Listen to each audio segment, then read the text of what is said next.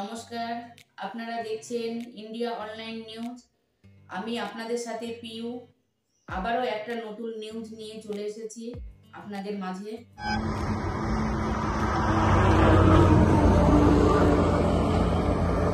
হাইকোর্টের এই রায়দানের পরে 24,000 পরিবারের ভবিষ্যৎ অনিশ্চিত হয়ে পড়ে।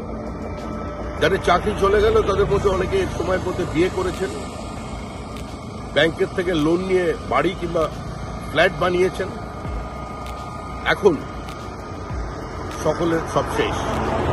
এই পরিস্থিতি তৈরির জন্য দায়ী হচ্ছে সম্পূর্ণভাবে তৃণমূল কংগ্রেস।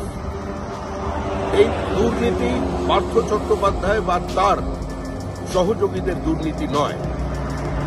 ফিরহাদ হাকিম বলেছিলেন, যদি ভুল হয়ে থাকে সেই ভুল আমাদের সকলের কালেকটিভ রেসপন্সিবিলিটি, যৌথ দায়িত্বের কথা বলেছিলেন।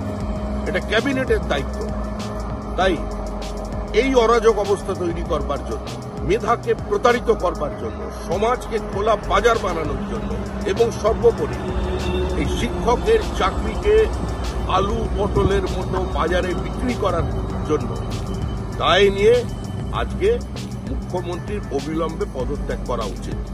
আমরা আমাদের দলের পক্ষ থেকে সমস্ত অপরাধীদের দৃষ্টান্তমূলক শাস্তি চাইছি এবং এদের মধ্যে যদি প্রতারিত মেধার কেউ থাকেন, যাদের এই রায়দানের কারণে চাকরি চলে যাচ্ছে, তাদের বিষয়টাও আদালতে দেখা দরকার এবং আমরা রাজ্যের মুখ্যমন্ত্রী শ্রীমতী মমতা বন্দ্যোপাধ্যায়কে এই সমস্ত ঘটনার দায় নিয়ে পদত্যাগ করবার দাবি।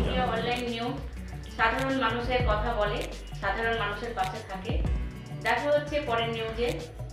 ততক্ষণ আপনারা নিজের খেয়াল রাখুন, সুস্থ থাকুন এবং আমাদের সাথে থাকুন।